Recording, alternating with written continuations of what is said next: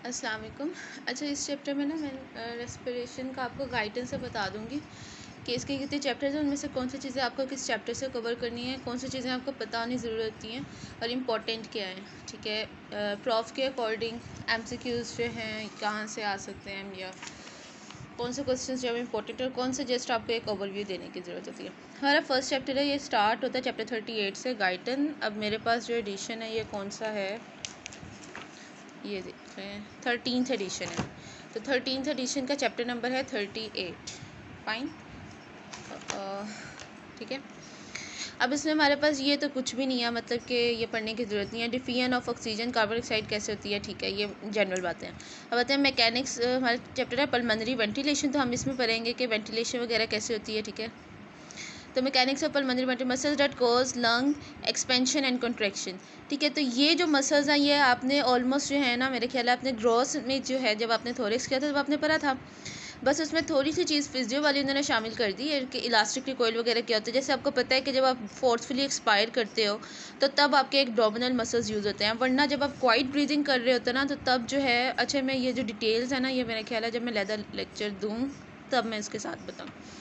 तो आपको ऐसे पता होना चाहिए जैसे क्वाइट ब्रीदिंग है तो इसमें एक्सपिरेशन के दौरान आप कोई मसल एज सच यूज़ नहीं करते, ठीक है। और इंस्पिरेशन जो है उसमें क्या किस मसल का रोल आएगा, ठीक है। एक्सटर्नल इंटरनल इंटरकोस्टल वगैरह एब्डोमिनल मसल्स जो हैं ये जब फोर्सफुल करना है तब, तो ये थोड़ी सी चीज़ें लिखी हुई हैं, ठीक है, इनका आपको पता होना चाहिए।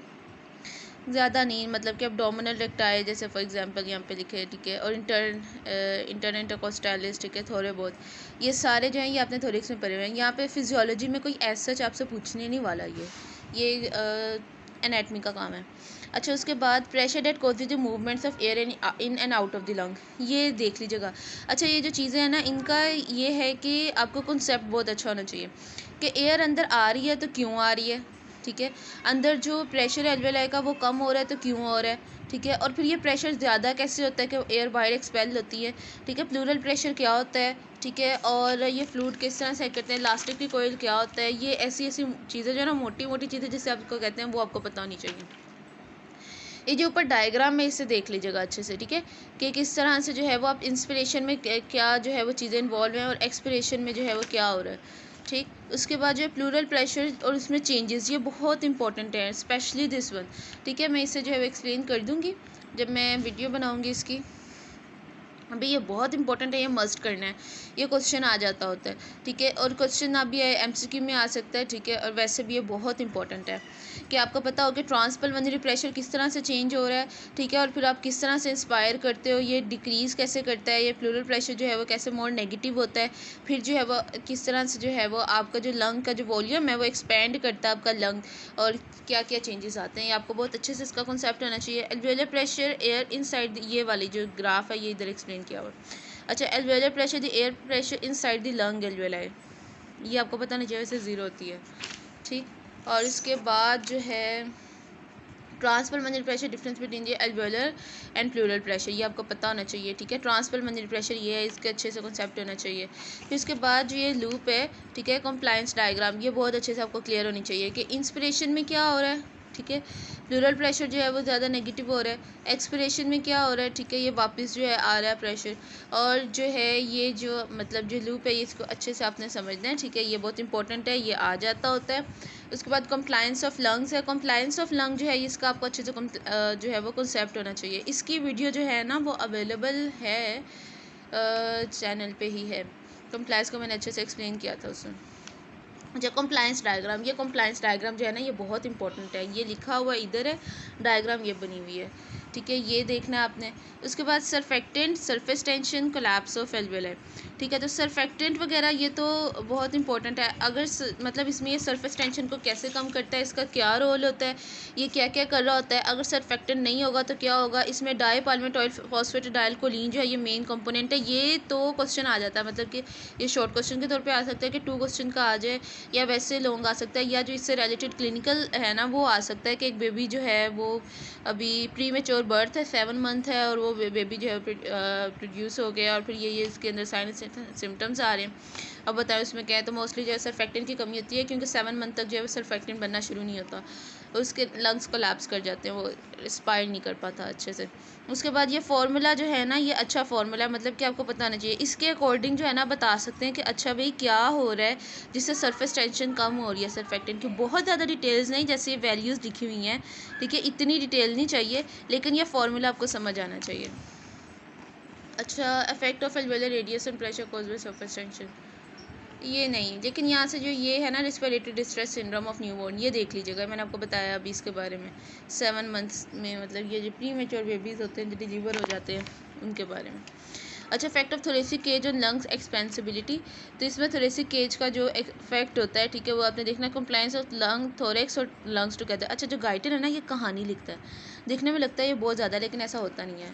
उसके बाद पल्मोनरी वॉल्यूम्स और कैपेसिटीज़, ठीक है, इसमें से ये वाला ग्राफ बहुत इंपॉर्टेंट है, ये प्रोफ में आ जाता होता है, प्रोफ में भी आ जाता होता है, और इवन मुझे याद है मेरा वाइवा तो स्टार्ट ही यहाँ से हुआ था कि जो है सर ने वॉल्यूम का पूछा था और कैपेसिटीज़ का पूछा था, तो पल्मोनरी वॉल्यूम पल्मोनरी कैपेसिटीज़, ठीक है, ये मोस्ट इंपॉर्टेंट चीज़ है।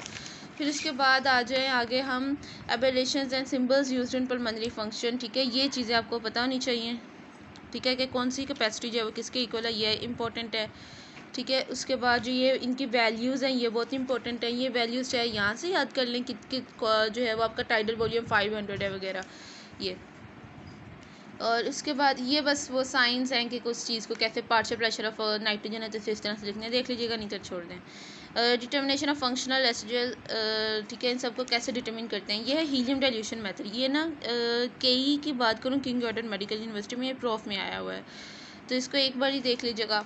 उसके बाद है मिनट रिस्पिरेटरी वॉल्यूम, ठीक है, ये पता होना चाहिए आपको कि मिनट रिस्पिरेटरी वॉल्यूम क्या है, ठीक है, तो इसका आइडिया होना चाहिए। एल्वेलर वेंटिलेशन, ठीक है, क्या होती है, और ये पता होना चाहिए डेड स्पेस क्या है, ठीक है, कि वो एयर जो है जो एक्सचेंज नहीं हो रही ब्लड के साथ, तो क्यों नहीं हो रही, क्या वजह क्यों नहीं हो रही एक्सचेंज, ठीक है, वो पता होना चाहिए।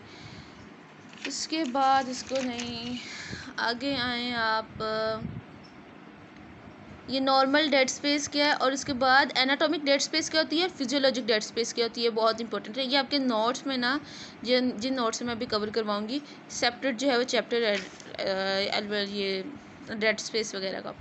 रेट ऑफ एल्वेलर वेंटिलेशन, ठीक है, ये चलो पता होना चाहिए इसके बारे में आपको, ये फार्मूला देख लीजिएगा। उसके बाद फंक्शंस ऑफ रेस्पिरेटरी पैसेजवेज, नहीं इतना ज़रूरी नहीं है, ठीक है, ये वैसे। उसके बाद nervous and local control of bronchial musculature sympathetic dilation. अच्छा, ये देख लीजिएगा एक बार कि जब आप सिंपैथेटिक सिस्टम एक्टिवेट होता है ना, तो अब सिंपैथेटिक सिस्टम ने हर वो काम करना है जो आपके लिए ज़रूरी है, तो ये डायलेट वगैरह कर देती होती हैं चीज़ें। पैरासिम्पैथेटिक सिस्टम जो है वो क्या करता है, कंस्ट्रिक्ट कर देता है। उसके बाद जो है जैसे एस्मा वगैरह में आप सांस नहीं ले पाते क्योंकि जो आपके एयर पाइप है वो नैरो हो जाते हैं, तो इसका जो मैकेनिज्म है देख लीजिएगा। सिंपैथेटिक सिस्टम में नॉरएपिनेफ्रिन इन्वॉल्व होता है, ठीक है, बीटा, ठीक है, ये एड्रीनर्जिक रिसेप्टर्स इन्वॉल्व होते हैं, इसमें जब एसिटाइलकोलिन, पैरासिम्पैथेटिक में वैसे एसिटाइलकोलिन आता है। लोकल सिट्रेटरी फैक्टर्स जो ब्रोंकियल कंस्ट्रक्शन कर सकते हैं वो देख लीजिएगा, ठीक है, तो ब्रोंकियल कंस्ट्रक्शन करवाता कौन है, पैरासिम्पैथेटिक करवाता है, सिंपैथेटिक डायलेट करवाएगा। Mucus lining airway passages cilia to clear the pathogen. अच्छा, ये तो मैंने आपको जो है वो मेरे ख्याल है जो फर्स्ट वीडियो मैं अपलोड कर चुकी हूँ उसमें म्यूकस सिलियरी एक्सेलरेटर वगैरह जो है वो देख लीजिएगा एक बार। इसका थोड़ा सा कंसेप्ट होना चाहिए कि किस तरह से आप जो है वो जब कोई फॉरेन पार्टिकल आ जाता है तो आप किस तरह उसको एक्सपेल करते हो, आप कफ करते हो, उसको माउथ के थ्रू लेके आते हो, स्नीज रिफ्लेक्स होता है कि आप नोज़ के थ्रू उस चीज़ को बाइट करते हो। नॉर्मल रेस्पिरेटरी फंक्शंस जो है वो नोज़ के क्या हैं ये देख लीजिएगा। फिल्ट्रेशन करती है, ये जो कोई पार्टिकल आ रहा है उसको फ़िल्टर करती है। साइज़ ऑफ पार्टिकल जो इंट्रैप हो रहे हैं उसको, फिर वोकलाइजेशन में इसने हेल्प करना होता है, ठीक है, तो बेसिक जो है वो यही था हमारा। उसके बाद जो है वो मैं नेक्स्ट आगे स्टार्ट करूँगी। अच्छा, फोनेशन जो है ये देख लीजिएगा, और आर्टिकुलेशन और रेजोनेंस। अच्छा, वैसे ये चीज़ तो हम सेकेंड ईयर में भी आप पढ़ोगे इसके बारे में, लेरिंग्स जब आप स्टार्ट करोगे, ठीक है।